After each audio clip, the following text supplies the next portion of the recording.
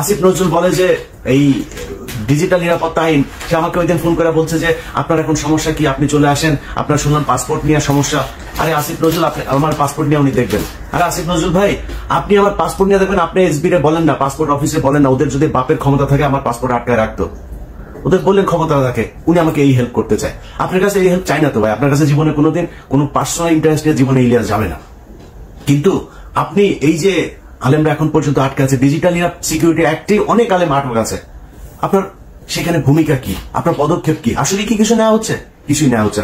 এখন বালের এক আইন দেখাচ্ছে, ওইখানে প্রথম আলোর সামনে যাওয়া যাবে না, ডেইলি স্টারের সামনে যাওয়া যাবে না, কালবেলার সামনে যাওয়া যাবে না, হাজার হাজার পুলিশ আর্মি যায় সেখানে পড়ে। আরে বেটা, তুই যে চেয়ারে বসছিস ওই চেয়ারটাই তো জোর করে দখল করে শেখ হাসিনা কি তোর কি ওখানে বসেছে? তুই নির্বাচন করে আসছিস, তুই কোন সংবিধানের কোন ধারায় তুই এই চেয়ারে বসছিস? তুই এখন ঈদ আইন দেখাস।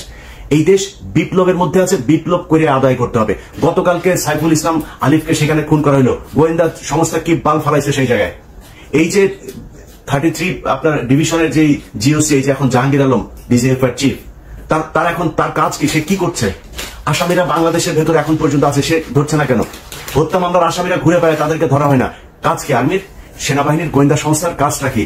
সাইফুল ইসলাম যে বের হলে ওকে মারবে জানে না? সামনেই তো ওরা ত্রিশুল নিয়ে দাঁড়ায় ছিল, এই খবর সেনাবাহিনীর কাছে ছিল না, মানলেন না কেন? পিনাকি যায় সেটা মারাইছে, তাইলে পিনাকির যেহেতু দোষ, তো পিনাকি এখানে প্রথম আলোর সামনে বিশাল ঘটনা ঘটে, ওইটাও পিনাকি দোষ করছে, এই জন্য এটা ঘটছে। যারা এই 2 দিন সুশীল বাক্য ছাড়লেন, তারা এটা ঠেকাইতে পারেন নাই কেন? যেই দিন ঘটনা এই পিনাকির ঘটনার পরে 5 জনকে ধরে নিয়ে গেল তেজগাঁ থানায়, সারা রাত তাদের বলা হলো সকালে ছেড়ে দেবে, সকালে বলছে যে তাদেরকে করে দিবে। আমি ওখানে 3.5 ঘন্টা লাইনে ছিলাম, আমি বলেছিলাম যে তাদেরকে যতক্ষণ না ছাড়াবো, এটার জন্য যত খারাপ পরিস্থিতি তৈরি করার প্রয়োজন হয় সেটা করা হবে। তাহলে যদি নাকি না ছাড়তো তাহলে সেটা হইতো। তো ছাড়তে দেরি করলেন কেন? 3.5 ঘন্টা কেন আমার বসায় রাখলেন? 3.5 ঘন্টা পরে যায়, তারপরে ডিসি এসে সেটাকে সেই 5 জনকে ছাড়লেন। তার আগে তো ছাড়তে পারতেন। এবং আপনারা চিন্তা করেন যে দেশের অবস্থা এই হয়ে যাবে, সেই হয়ে যাবে, তৃতীয় পক্ষ এখানে সুবিধা নেবে। তো তৃতীয় পক্ষ সুবিধা নিবে, ওই দিনই তো 3টা কলেজের মধ্যে মারামারি।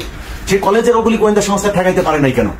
সেগুলো ঠেকানো উচিত ছিল না? ইসকন এখনো পর্যন্ত যেগুলো করে, ইসকনের লোকজনকে ধরেন না কেন?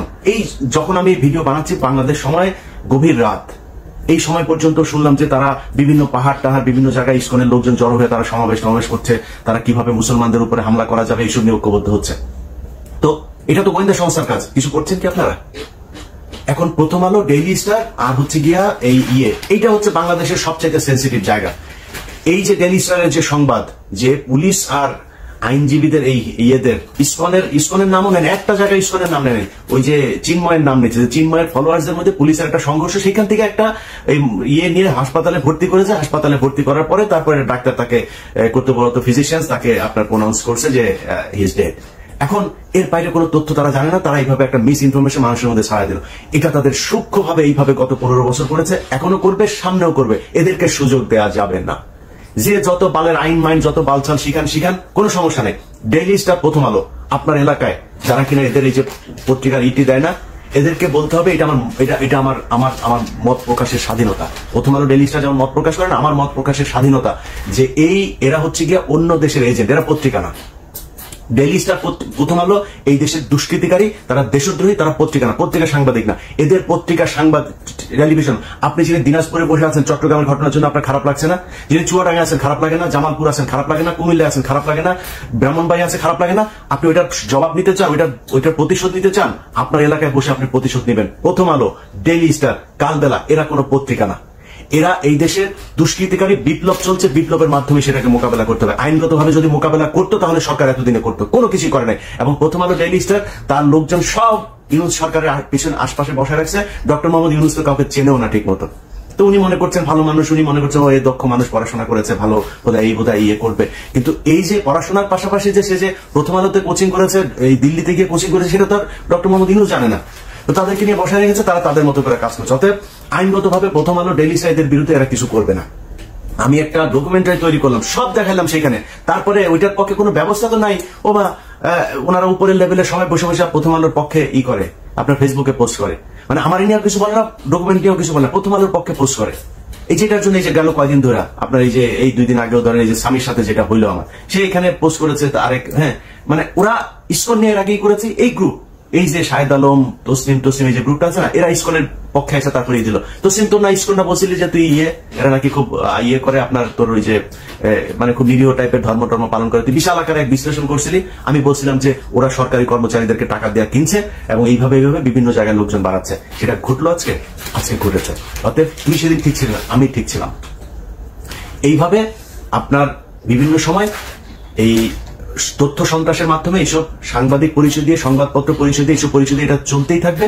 অতএব আপনাদের কাছে অনুরোধ, আপনার এলাকায় যে এই প্রথম আলো, ডেইলি স্টার, দিল্লির যে আছে, এদেরকে যারা নিয়ে যাবে তাদেরকে আপনাদের মত প্রকাশের স্বাধীনতা প্রকাশ করতে হবে তাদের সামনে গিয়া। এই সাইকেলে করে, মোটর সাইকেলে করে আপনার বাড়িতে গিয়ে পত্রিকা টত্রিকা দিয়ে আসে না, যারা কিনা ওইখানে এজেন্ট আছে না, তাদের কাছে যে আপনাদের মত প্রকাশের স্বাধীনতা প্রকাশ করতে হবে, যা বলার সেটা বুঝা নিয়ে। অতএব এখন এই সাইফুল ইসলাম আলিফের যে হত্যাকাণ্ড, এই হত্যাকাণ্ড নিয়ে আসলে মানে প্রথম আলো, ডেইলি স্টার সহ এই পত্রিকায় সুশীল মার্কা যারা বসে আছে না, এখানে ভাই সবই ভাই বেশিরভাগই ওদের লোকজন।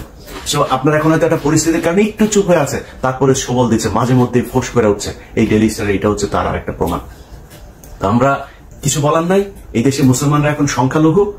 আমরা মানে এমন একটা অবস্থায় আছি, আসলে মানে এই দেশে আমাদের থাকাটা খুব কষ্টকর হয়ে যাবে, খুব ঝুঁকিপূর্ণ একটা জায়গার মধ্যে আছে। কারণ ওরা সবাই চায় এই দেশটা ভারত নিয়ে নেক, ভারতের সাথে মার্চ করুক। এই হিন্দুদের সাথে আবার বুদ্ধিজীবীরা, সুশীলরা, এখন যারা সরকারে বসেছে, এদের ভেতরেও মানে আমার মনে হয় ডক্টর মোহাম্মদ ইউনুস বাদে এখানে যারা আছে প্রায় সব কটাই এইটাই চায়। তো এটা চাইলে আমরা এটা করে এটার কেমনে কি করবো বলেন? কিছু করার আছে? করণীয় আছে আমাদের? কিছুই করণীয় নাই। তো যার যা করার, যে যেভাবে চিন্তা করেন, সংঘবদ্ধ থাকেন। ছাত্রদল, ছাত্র শিবির, আপনাদেরকে বলবো ভাই, আপনারা সবাই তো বিক্রি হয়ে যান নাই, আপনাদেরকে বলবো যে আপনারা এই বিষয়গুলো নিয়ে সিরিয়াসলি চিন্তা করেন ভাই। এখন ক্ষমতায় আসা, তারপরে হচ্ছে গিয়ে চাঁদাবাজি করা, ধান্দাবাজি করা, নিজের চিন্তা করা, ভাই দেশটার আগে বাঁচাইতে হবে। এই দেশটার জন্য যদি প্রয়োজন হয়, আবারও বলে নিচ্ছি, এখন তো আমার দেশে গেলে সমস্যা নাই, যদি প্রয়োজনে আপনারা যদি সেরকম কোন পরিস্থিতি মনে করেন যে দেশে হচ্ছে, ভারতের সাথে যুদ্ধ করতে হবে, আমি আপনাদেরকে কথা দিলাম, আমি ইলিয়াস হোসেন ফার্স্ট পার্সন বুকে গুলি নেওয়ার জন্য দেশে ফিরে আসবো ইনশাল্লাহ। কোনো সুবিধা নেওয়ার জন্য আসবো না। যদি গুলি নেওয়ার সেই পরিস্থিতি তৈরি হয়, ইনশাল্লাহ মেনে চলবো। অতএব আপনাদের কাছে অনুরোধ, রাজনীতি করেন, যা করেন, যেভাবে করেন, ভাই দেশটা খুব সমস্যার ভেতরে আছে।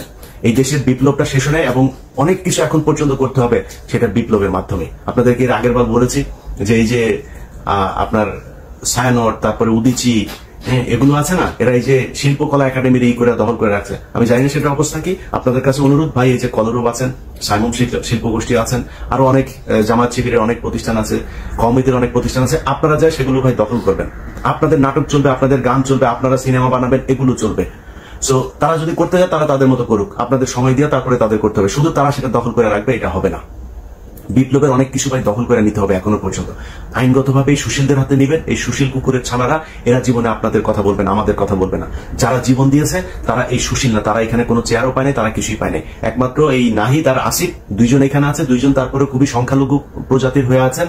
আসিফ যেসব কথাবার্তা বলে, সেসব কথাবার্তা বলার পরে তাকে আবার নানানভাবে থ্রেট দেওয়া হয়, এটা বলা যাবে না, ওইটা বলা যাবে না। নাহিদ তো এমনি চুপচাপ থাকে, একটু যেটুকুই করতে চায় সেইটুকুও মনে করেন তাকে বাধা দেওয়া হয়। এই দোষ ওই দোষ নানান কিছু করে তাদেরকেও কোণঠাসা করার চেষ্টা করা হচ্ছে। তো বিপ্লবের যেই মানে চরিত্র, সেটা আসলে সরকার ধারণ করে না, যে কারণে এখনো বাইরে থেকে ফোর্সগুলি আপনাদেরকে ভাই এই বিপ্লবের সমাপ্তিটা করতে হবে, পরবর্তী যা করা সেটা করতে হবে। সবাই ভালো থাকবেন, আল্লাহ হাফেজ।